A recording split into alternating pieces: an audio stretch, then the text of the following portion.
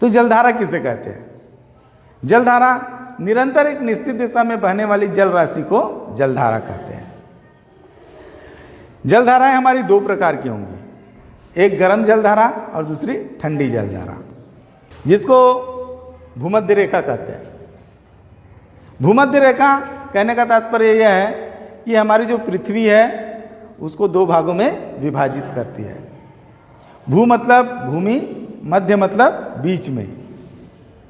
तो हमारी पृथ्वी के बीच में जो रेखा खींची गई है उस रेखा को हम कहते हैं भूमध्य रेखा। और ये जो भूमध्य रेखा है वो कहाँ पर है? शून्यांश अक्षांश। तो इसी को हम विषुवत रेखा भी कहते हैं। विषुवत रेखा इसको इसलिए कहते हैं क्योंकि यहाँ पर दिन और रात की अवधि एक समान होती है, इसलिए इसको विषुवत रेखा कहते हैं। यहाँ वर्ष भर लंबवत सूर्य की किरणें पड़ती है, दिन और रात की अवधि बराबर होती है। तो जलधारा के अंतर्गत हम सबसे पहले उसकी दिशा के बारे में जानकारी करेंगे। दिशाएं कैसी होगी? हम सभी कोई जानते हैं, ये पूर्व, जिधर से सूर्य निकलता है उसको हम पूर्व कहते हैं। ये जिधर सूर्य डूबता है उसको हम क्या कहते हैं? पश्चिम कहते हैं। ये उत्तर दिशा है और ये दक्षिण दिशा है।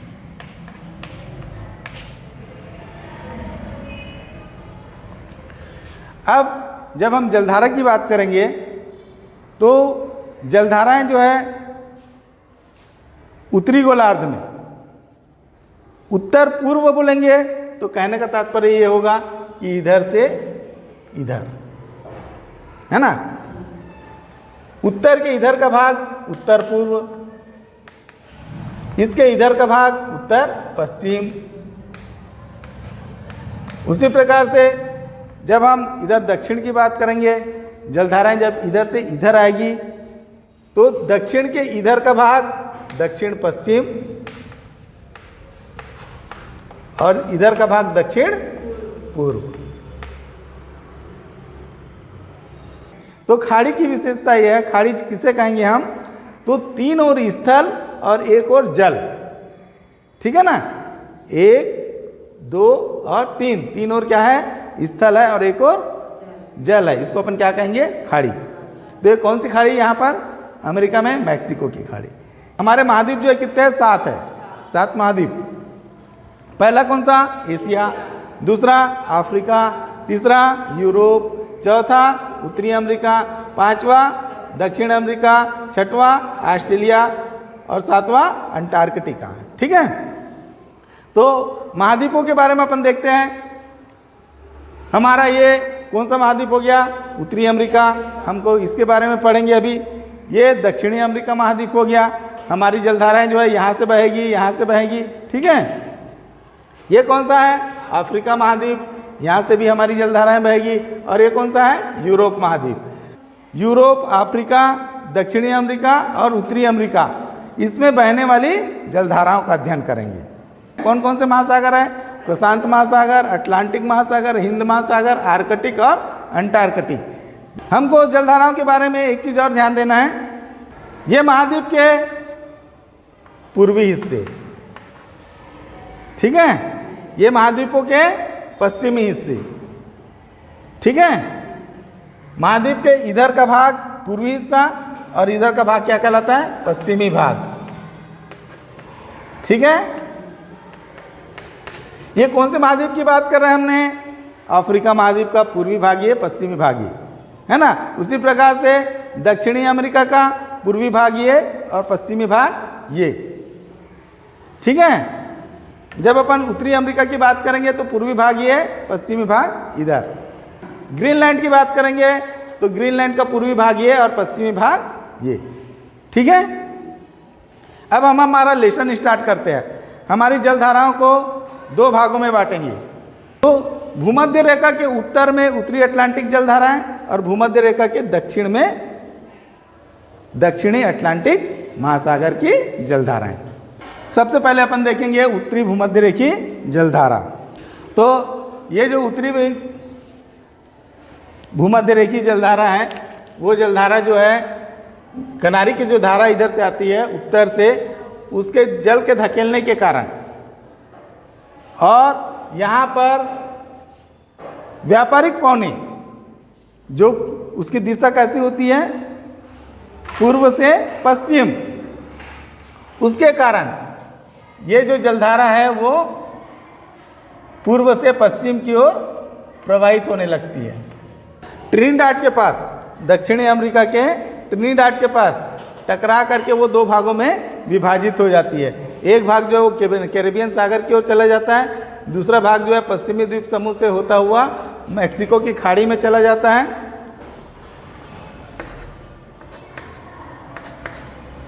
यहाँ पर क्यूबा देश है। कौन सा देश है? क्यूबा। क्यूबा से होते हुए मैक्सिको की खाड़ी में चला जाता है। ये मैक्सिको की खाड़ी में दो नदियां आती है, मिसिसिपी और मिसौरी।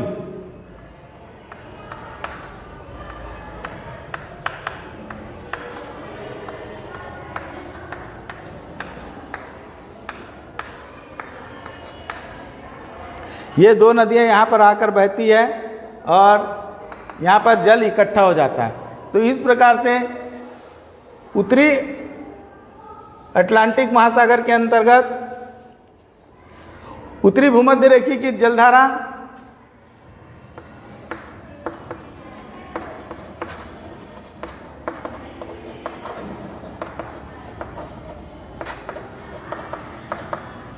यहाँ पहुँचती है जब क्यूबा के आगे मैक्सिको की खाड़ी में, तो यहाँ पर मिसिसिपी और मिसौरी की नदियाँ भी आ जाती है। तो इधर का जल और मिसिसिपी मिसौरी नदी का जल, ये जल इकट्ठा हो जाता है। इकट्ठा होने के बाद में ये जो जल स्तर ऊंचा हो गया, जल स्तर ऊंचा होने के कारण वो फ्लोरिडा से होते हुए जल ऐसा बहता हुआ हैट्रस, है ना, हैट्रस से आगे बढ़ता हुआ न्यूफाउंडलैंड पहुंच जाता है। इस प्रकार से अपन देखते हैं कि हैट्रस से न्यूफाउंडलैंड तक की जो जलधारा है, इसको अपन कौन सी जलधारा बोलते हैं? खाड़ी से निकलने के कारण इसको गल्फ और गर्म रहने के कारण इसको स्ट्रीम। तो दोनों को जब हम मिला दिए तो इसका नाम क्या हो गया? Gulf stream. अब ये जो 40 अंश के आसपास में पछुआ पवन का प्रवाह पड़ता है। किसका प्रभाव पड़ता है? पछुआ पवन। पछुआ पवन के बारे में अभी मैंने आपको बताया। ये पवनें जो है वो पश्चिम से पूर्व की ओर घूमती है, ठीक है। उसी प्रकार से पृथ्वी की परिभ्रमण गति कहने का तात्पर्य है कि पृथ्वी अपने अक्ष पर पश्चिम से पूर्व घूमती है, इसलिए जो जलधारा है वो जलधारा भी पश्चिम से पूर्व की ओर प्रवाहित होने लगती है।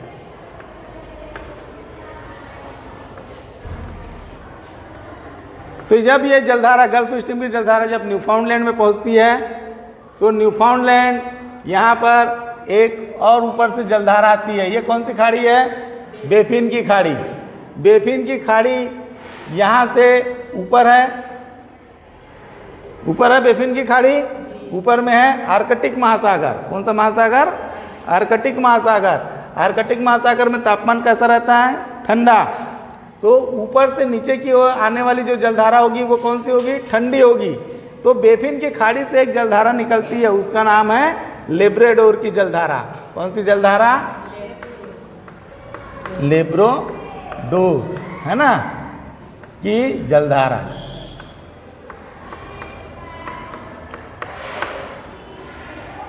ये जलधारा इधर आगे बढ़ती हुई आती है और न्यूफाउंडलैंड के पास गल्फ स्ट्रीम की गर्म जलधारा और लेब्राडोर की ठंडी जलधारा जब दोनों आपस में मिलते हैं, कुहरे का निर्माण होता है। कुहरे का निर्माण होने के कारण वहाँ पर घास उत्पन्न हो जाती है, छोटी छोटी। उस घास को खाने के लिए छोटी छोटी मछलियाँ आती है, उस छोटी मछलियों को खाने के लिए बड़ी मछलियाँ आती है।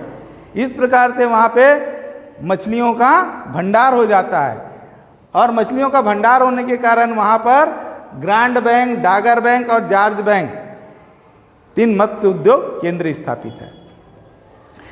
यहाँ पर न्यूफाउंडलैंड के पास लेब्राडोर की ठंडी जलधारा और गल्फ स्ट्रीम की गर्म जलधारा, दोनों मिलने के परिणाम स्वरूप ये धाराएं जो है आगे बढ़ती हुई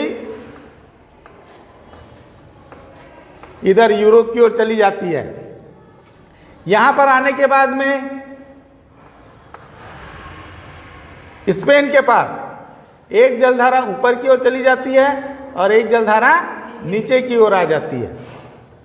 जो ऊपर की ओर चली जाती है वो आगे ग्रेट ब्रिटेन स्पेन से होते हुए नॉर्वे तक चली जाती है। नॉर्वे से गुजरती है, इसलिए इस धारा को कहते हैं नॉर्वे की धारा। कौन सी धारा कहेंगे? नॉर्वे की धारा। ये नॉर्वे की जो धारा है वो कैसी धारा है?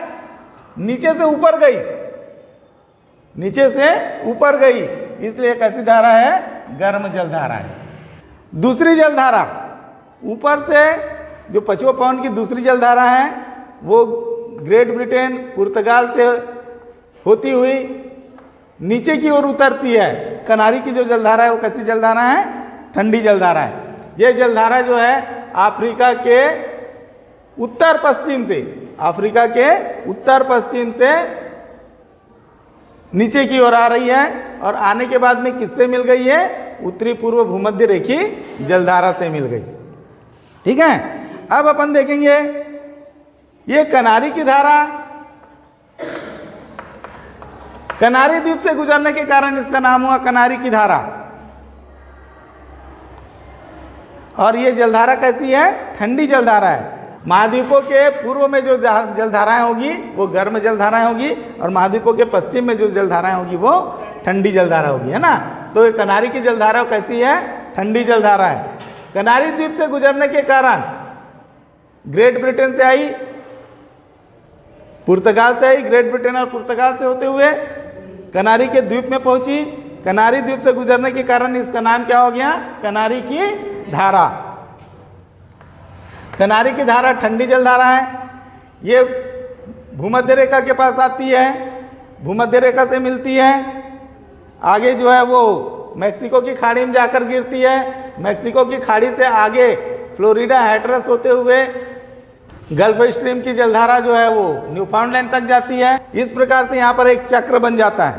तो ये जो क्षेत्र है, जो उत्तरी भूमध्य रेखी सागर, गल्फ स्ट्रीम की धारा, कनारी की धारा, इससे घिरा हुआ जो क्षेत्र है, यहाँ पर जल अथाह मात्रा में पाया जाता है और ये जो जल होता है स्थिर रहता है।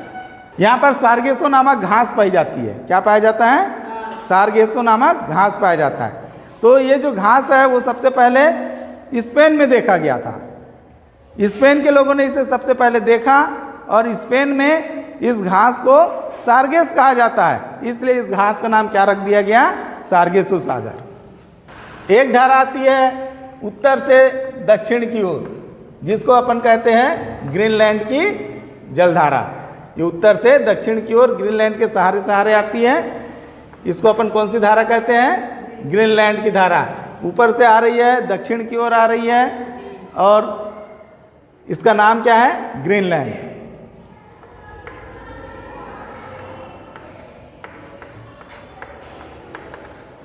तो ग्रीनलैंड के तट से गुजरने के कारण इस धारा का क्या नाम हो गया? ग्रीनलैंड की धारा। अब अपन देखेंगे दक्षिणी अटलांटिक महासागर की जलधाराएं। यहां पर अपन पहले देखेंगे विपरीत विषुवत रेखीय जलधारा। विपरीत विषुवत रेखीय जलधारा नाम से स्पष्ट है। विपरीत मतलब उल्टा, ठीक है। तो जब ये भूमध्य रेखीय जलधारा मैक्सिको की खाड़ी तक पहुंचती है, कैरेबियन सागर, पश्चिमी द्वीप समूह, यहाँ पर जल स्तर अधिक हो जाता है, ठीक है। नीचे से एक और जलधारा रहती है। जिस प्रकार से यहाँ उत्तरी भूमध्य रेखीय जलधारा है, उसी प्रकार से यहाँ पर दक्षिणी भूमध्य रेखीय जलधारा भी है।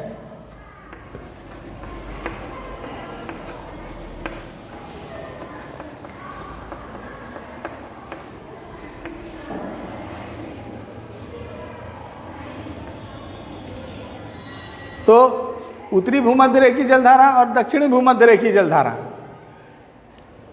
दोनों जलधाराएं जब इधर जाती है मैक्सिको की खाड़ी तक, कैरेबियन सागर, पश्चिमी द्वीप समूह में जल का स्तर अधिक हो जाता है। तो जल स्तर अधिक होने के कारण यहाँ पर ऊंचा हो जाएगा। ऊंचा होने से वो जल नीचे की ओर जाने का प्रयास करेगा। तो ये जो जलधारा है वो कैसे आती है? उल्टी, विपरीत, है ना। इसको हम क्या कहते हैं? विपरीत विषुवत रेखीय जलधारा।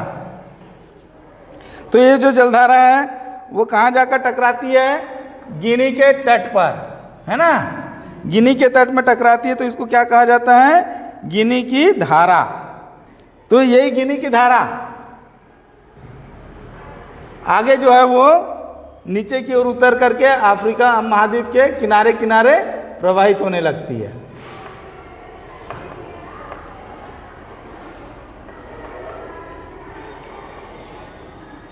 अब अपन देखेंगे दक्षिणी अटलांटिक महासागर की धाराएं।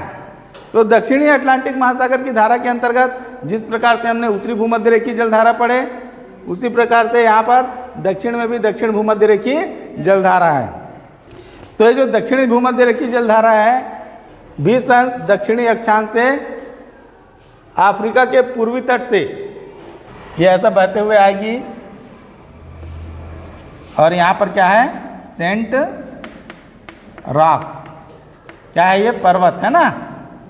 यहाँ पर टकराएगी और यहाँ से टकराने के बाद में ये जो है वो नीचे की ओर आएगी। कहाँ आएगी? नीचे की ओर आएगी।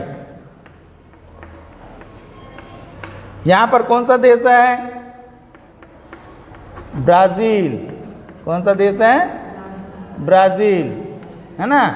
तो ब्राज़ील से गुजरने के कारण इस धारा का नाम अब क्या हो जाएगा? ब्राज़ील की धारा। क्या नाम होगा? ब्राज़ील की धारा। ये जलधारा 40 से 45 अंश, है ना। ये यहाँ पर इधर बहते बहते आ गई। उसके बाद में इधर से एक जलधारा आती है, इसको अपन बोलते हैं फॉकलैंड की जलधारा। ये इधर से बही, ये इधर से आई और यहाँ पर 40 अंश के आसपास में जिस प्रकार अपन यहाँ पर देखे थे उत्तरी अटलांटिक प्रवाह। कौन सा देखे थे? उत्तरी अटलांटिक प्रवाह। उसी प्रकार से यहाँ पर क्या हो जाएगा? दक्षिणी अटलांटिक प्रवाह। पछुआ पवन के प्रभाव के कारण, है ना, ये ब्राज़ील की जलधारा और फॉकलैंड की जलधारा दोनों यहाँ पर मिलेंगे। और जो पृथ्वी की परिभ्रमण गति है ना, उसमें क्या होता है? पृथ्वी अपने अक्ष पर पश्चिम से पूर्व की ओर घूम रही है। तो ये जलधारा भी कैसे घूमेगी? ये पश्चिम है ना, इधर से पूर्व की ओर घूमेगी, है ना। तो पछुआ पवन भी हमारी वही चलती है, पश्चिम से पूर्व की ओर। तो जलधारा भी जो है पश्चिम से पूर्व की ओर चलेगी। अब ये नीचे की जलधारा से आ रही है तो ठंडी जलधारा है ये, ठीक है ना। और ब्राज़ील की जलधारा दोनों मिलकर के आगे की ओर बढ़ रहे हैं। आगे की ओर बढ़ते बढ़ते ये कहाँ पर चले जाएंगे? अफ्रीका महाद्वीप में चले जाएंगे। इस धारा को अपन क्या बोलेंगे? वेगुला की जलधारा। ये जलधारा आगे जा करके ये देखो, ये जो नीचे से आई ना ये जलधारा, इसलिए कौन सी जलधारा होगी? ये वेगुला की जलधारा, ठंडी जलधारा, ठीक है ना। नीचे से ऊपर जा रही है तो जलधारा कौन सी होगी? ठंडी जलधारा, ठीक है। तो वेगुला की ठंडी जलधारा आगे जा करके किससे मिल जाती है? भूमध्य रेखीय जलधारा से मिल जाती है।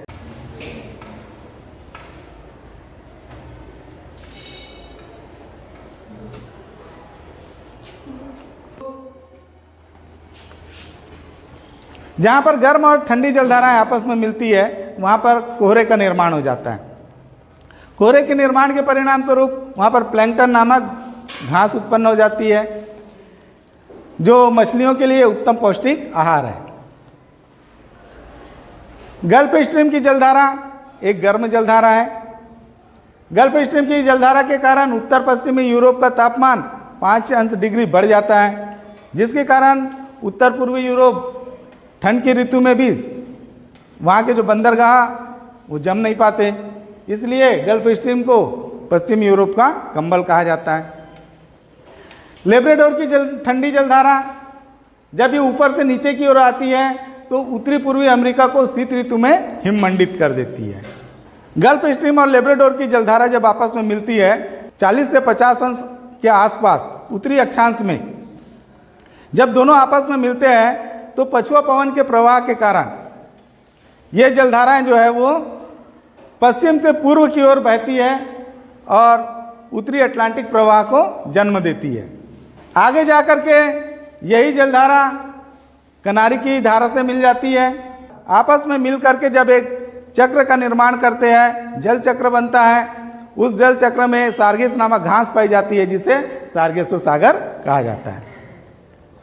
पांचवा, कनारी की जलधारा। कनारी की जलधारा कनारी की खाड़ी से निकलने के कारण इसका नाम कनारी की जलधारा पड़ा और ये जो जलधारा है वो ठंडी जलधारा है। छठवा, ब्राजील की जलधारा। ब्राजील के तट से गुजरने के कारण इसका नाम ब्राजील की जलधारा पड़ा। यह जलधारा गर्म जलधारा है। फाकलैंड की जलधारा दक्षिण अटलांटिक महासागर से नीचे की ओर वहाँ से बहती हुई आती है और दक्षिण अमेरिका के पूर्वी तट के सारे ऊपर में ब्राज़ील की जलधारा से मिल जाती है। ब्राज़ील की जलधारा और फाकलैंड की जलधारा 40 से 50 अंश दक्षिणी अक्षांश में जब आपस में मिलते हैं तो वहाँ पर पछुआ पवन के प्रवाह के कारण ये जलधाराएं पश्चिम से पूर्व की ओर प्रवाहित होने लगती है। इस जलधारा को हम फाकलैंड की जलधारा कहते हैं। ग्रीनलैंड की जलधारा ये ठंडी जलधारा है।